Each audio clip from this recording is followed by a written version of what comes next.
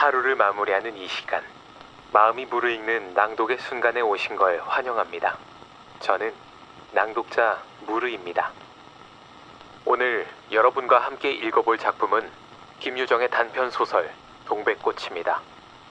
김유정은 1930년대 한국 문단을 대표하는 소설가로 짧은 생애에도 불구하고 특유의 해학과 생동감 넘치는 언어로 뚜렷한 발자취를 남긴 인물입니다. 그의 작품은 대체로 농촌을 배경으로 서민들의 생활과 애환, 그리고 특유의 익살스러운 정서를 사실적으로 담아내고 있습니다. 그 가운데 동백꽃은 김유정 문학의 대표작으로 꼽히며 풋풋한 사랑과 시골의 정겨운 풍경을 유쾌하게 그려낸 작품입니다. 이 작품은 한국 단편 소설사에서 농촌 해학 소설의 정수를 보여주는 작품으로 평가되며 짧지만 강렬하게 인물들의 감정과 시대적 분위기를 담아내고 있습니다. 특히 청춘의 미묘한 설렘과 유머러스한 일상의 장면들을 통해 지금 읽어도 여전히 신선한 매력을 전해줍니다. 오늘은 웃음과 따뜻함이 배어있는 이야기를 제 목소리를 따라 천천히 즐겨보셨으면 합니다. 그럼 무르익다. 오늘도 여러분과 함께 책장을 넘겨봅니다.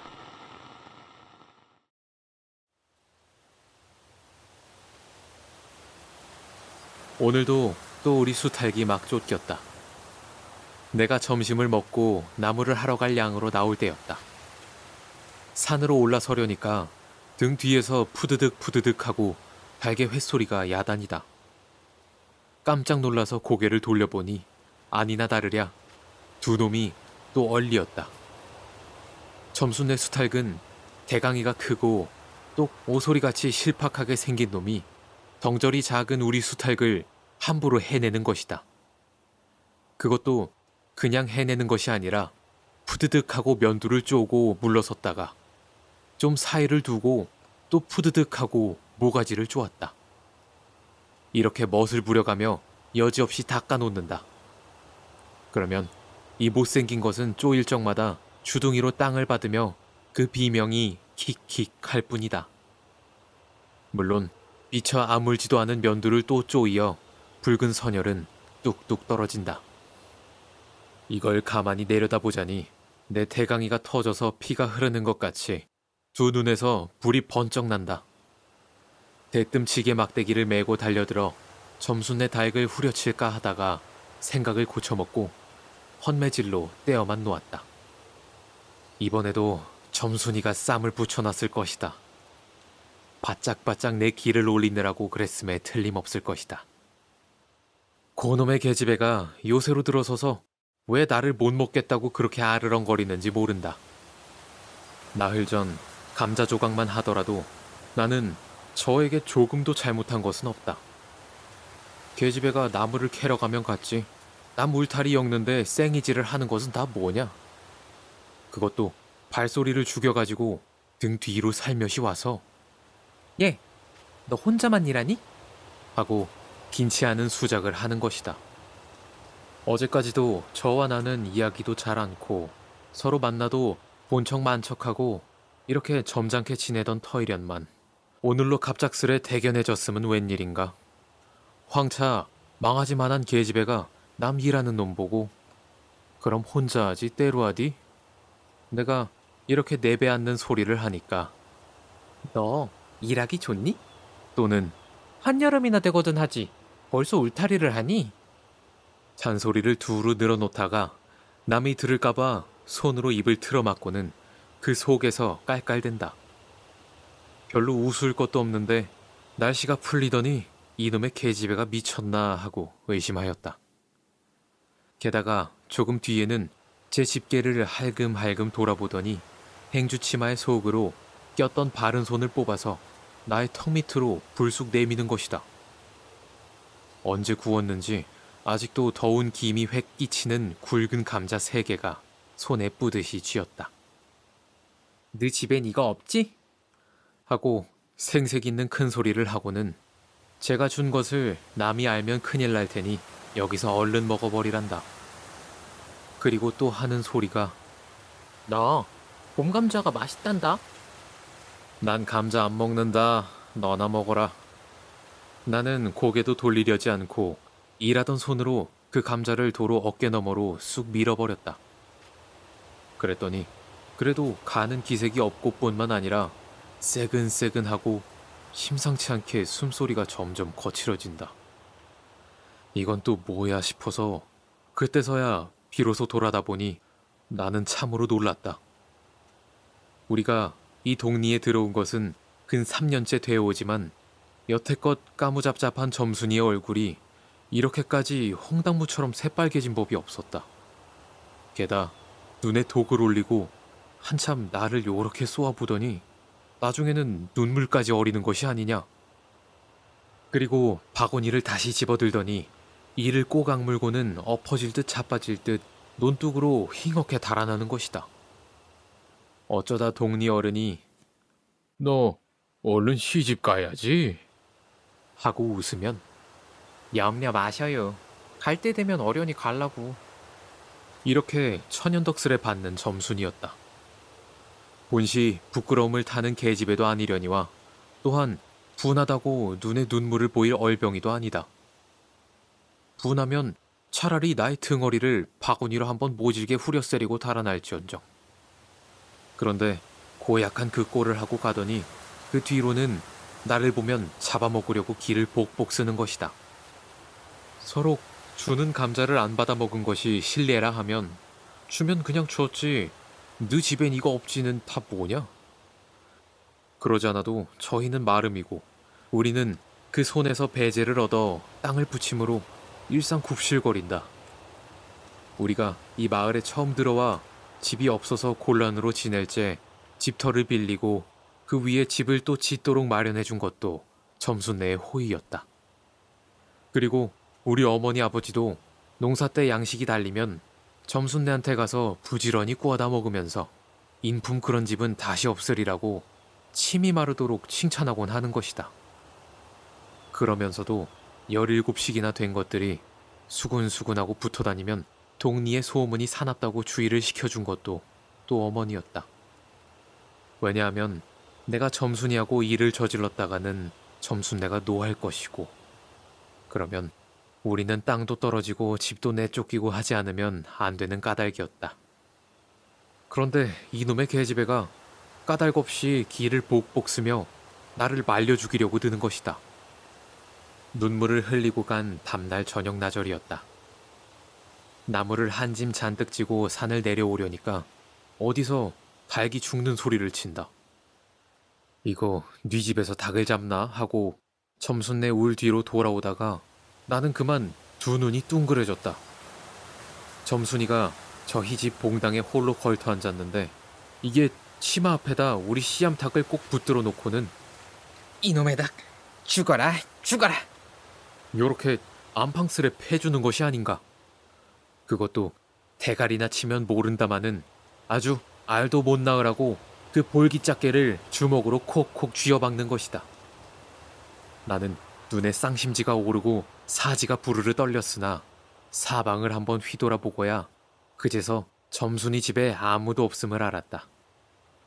차분참 지게 막대기를 들어 울타리에 중턱을 후려치며 이놈의 기집애 남의 닭 알 못 낳으라 그러냐? 하고 소리를 빽 질렀다. 그러나 점순이는 조금도 놀라는 기색이 없고 그대로 의젓이 앉아서 제 닭 가지고 하듯이 또 죽어라 죽어라 하고 패는 것이다. 이걸 보면 내가 산에서 내려올 때를 겨냥해가지고 미리부터 닭을 잡아가지고 있다가 너 보란 듯이 내 앞에 죄 지르고 있음이 확실하다. 그러나 나는 그렇다고 남의 집에 뛰어들어가 계집애하고 싸울 수도 없는 노릇이고 형편이 썩 불리함을 알았다. 그래, 닭이 맞을 적마다 지게 막대기로 울타리나 후려칠 수밖에 별 도리가 없다. 왜냐하면 울타리를 치면 칠수록 울섭이 물러앉으며 뼈대만 남기 때문이다. 하나 아무리 생각하여도 나만 믿지는 노릇이다. 야 이년아 남의 닭 아주 죽일 터이냐? 내가 도끼 눈을 뜨고 다시 꽤 호령을 하니까 그제야 울타리 깨로 쪼르르 오더니 울 밖에 섰는 나의 머리를 겨누고 닭을 내팽개친다. 에이 더럽다 더럽다. 더러운 걸 널더러 입대 끼고 있으랬니? 망할 계집애년 같으니. 하고 나도 더럽단 듯이 울타리깨를 힝하니 돌아내리며 약이 오를 대로 다 올랐다라고 하는 것은 암탉이 풍기는 서슬에 나의 이마빼기에다가 물지똥을 찍 갈겼는데 그걸 본다면 알집만 터졌을 뿐 아니라 골병은 단단히 든 듯 싶다. 그리고 나의 등 뒤를 향하여 나에게만 들릴 듯 말 듯한 음성으로 이 바보 녀석아. 예, 너 베네병신이지? 그만도 좋으련만. 예, 너 아버지가 고자라지? 뭐? 우리 아버지가 그래 고자야? 할 양으로 열번거지가 나서 고개를 획 돌려 바라봤더니 그때까지 울타리 위로 나와 있어야 할 점순이의 대가리가 어디 갔는지 보이지를 않는다. 그러다 돌아서서 오자면 아까의 한 욕을 울 밖으로 또 퍼붓는 것이다. 욕을 이토록 먹어가면서도 대거리 한마디 못하는 걸 생각하니 돌뿌리에 채어 발톱 밑이 터지는 것도 모를 만치 분하고 급기야는 두 눈에 눈물까지 불끝내 솟는다. 그러나 점순이의 침해는 이것뿐이 아니다. 사람들이 없으면 틈틈이 제 집 수탉을 몰고 와서 우리 수탉과 쌈을 붙여놓는다. 제 집 수탉은 썩 험상궂게 생기고 쌈이라면 회를 치는 고로 을에 이길 것을 알기 때문이다. 그래서 툭하면 우리 수탉이 면두며 눈깔이 피로 흐드르하게 되도록 해놓는다.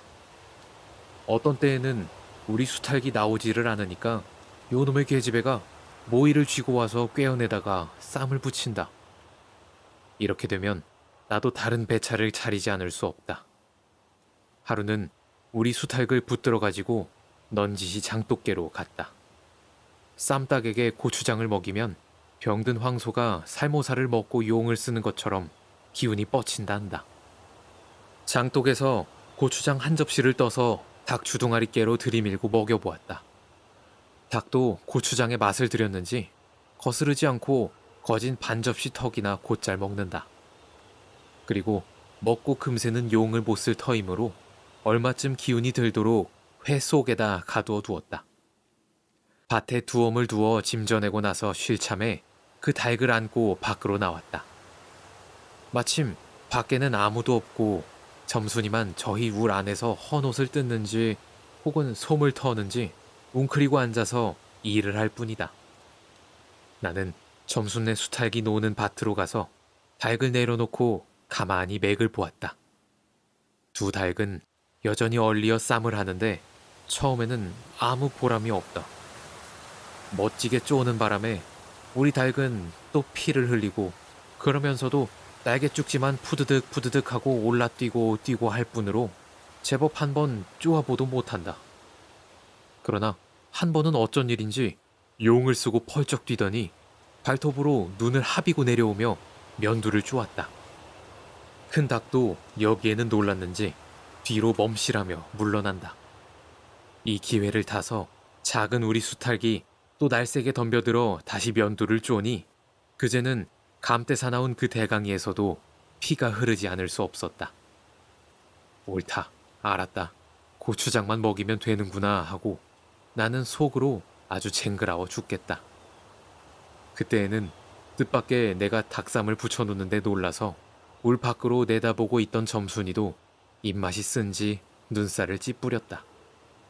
나는 두 손으로 볼기짝을 두드리며 연방 잘한다 잘한다 하고 신이 머리끝까지 뻗쳤다. 그러나 얼마 되지 않아서 나는 넋이 풀리어 기둥같이 묵묵히 서 있게 되었다. 왜냐하면 큰 닭이 한 번 쪼인 안갚음으로 호들갑스레 연거푸 쪼는 서슬에 우리 수탉은 찔끔 못하고 막 고른다. 이걸 보고서 이번에는 점순이가 깔깔거리고 되도록 이쪽에서 많이 들으라고 웃는 것이다. 나는 보다 못하여 덤벼들어서 우리 수탉을 붙들어 가지고 도로 집으로 들어왔다. 고추장을 좀 더 먹였더라면 좋았을 걸. 너무 급하게 쌈을 붙인 것이 퍽 후회가 난다. 장독계로 돌아와서 다시 턱 밑에 고추장을 들이댔다. 흥분으로 말미암아 그런지 당최 먹질 않는다. 나는 할 일 없이 닭을 반드시 누이고 그 입에다 권련 물부리를 물리었다. 그리고 고추장 물을 타서 그 구멍으로 조금씩 들이부었다. 닭은 좀 괴로운지 킥킥하고 재채기를 하는 모양이나, 그러나 당장의 괴로움은 매일같이 피를 흘리는데 될 게 아니라 생각하였다. 그러나 한 두어 종지가량 고추장 물을 먹이고 나서는 나는 그만 풀이 죽었다. 싱싱하던 닭이 왜 그런지 고개를 살며시 뒤틀고는 소나귀에서 뻗어지는 것이 아닌가. 아버지가 볼까 봐서 얼른 회에다 감추어 두었더니 오늘 아침에서야 겨우 정신이 든 모양 같다. 그랬던 걸 이렇게 오다 보니까 또 쌈을 붙여놓으니 이 망할 계집애가 필연 우리 집에 아무도 없는 틈을 타서 제가 들어와 회에서 꺼내가지고 나간 것이 분명하다. 나는 다시 닭을 잡아다 가두고 염려는 스러우나 그렇다고 산으로 나무를 하러 가지 않을 수도 없는 형편이었다. 소나무 삭정이를 따며 가만히 생각해보니 암만 해도 고년의 목쟁이를 돌려놓고 싶다. 이번에 내려가면 망할년 등줄기를 한번 되게 후려치겠다 하고 싱둥공둥 나무를 지고는 불이 나게 내려왔다. 거지반 집에 다 내려와서 나는 호드기 소리를 듣고 발이 딱 멈추었다. 산기슭에 널려있는 굵은 바위돌 틈에 노란 동백꽃이 소보록하니 깔리었다. 그 틈에 끼어 앉아서 점순이가 청승맞게실이 호드기를 불고 있는 것이다. 그보다도 더 놀란 것은 그 앞에서 또 푸드득 푸드득하고 들리는 닭의 횟소리다. 필연코 요년이 나의 약을 올리느라고 또 닭을 집어내다가 내가 내려올 길목에다 쌈을 시켜놓고 저는 그 앞에 앉아서 천연스레 호드기를 불고 있음에 틀림없으리라. 나는 약이 오를 대로 다 올라서 두 눈에서 불과 함께 눈물이 퍽 쏟아졌다. 나무지게도 벗어놓을 새 없이 그대로 내동댕이 치고는 지게 막대기를 뻗치고 허둥지둥 달려들었다. 가까이 와보니 과연 나의 짐작대로 우리 수탈기 피를 흘리고 거의 빈사지경에 이르렀다. 닭도 달기려니와 그러함에도 불구하고 눈 하나 깜짝 없이 그대로 앉아서 호드기만 부는 그 꼴에 더욱 치가 떨린다. 동리에서도 소문이 났거니와 나도 한때는 걱실걱실이 일 잘하고 얼굴 예쁜 계집애인 줄 알았더니 시방 보니까 그 눈깔이 꼭 여우 새끼 같다. 나는 대뜸 달려들어서 나도 모르는 사이에 큰 수탉을 단매로 때려 엎었다. 닭은 툭 엎어진 채 다리 하나 꼼짝 못하고 그대로 죽어버렸다. 그리고 나는 멍하니 섰다가 점순이가 매섭게 눈을 홉뜨고 닥치는 바람에 뒤로 벌렁 나자빠졌다. 이놈아, 너 왜 남의 닭을 때려 죽이니? 그럼 어때?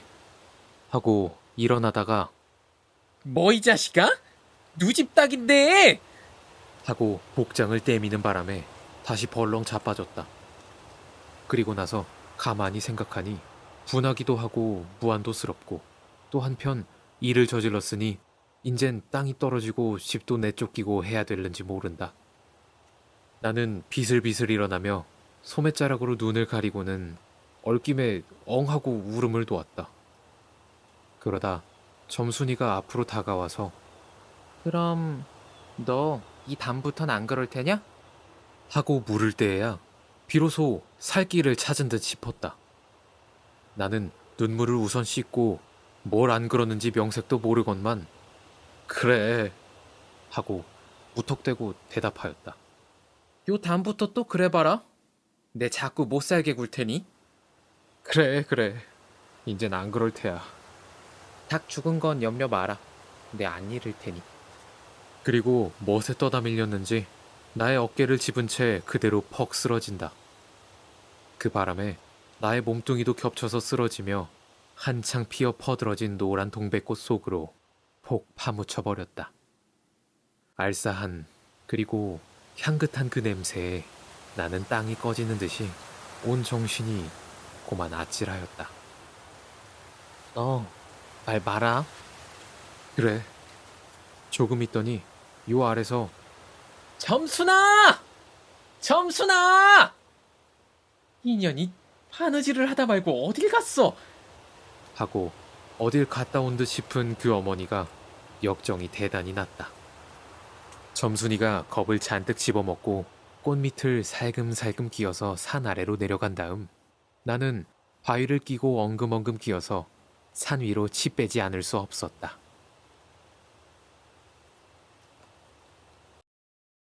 오늘 저와 함께한 이 문장들이 당신의 하루 끝에 잠시나마 머무르며 무르익을 수 있었으면 좋겠습니다.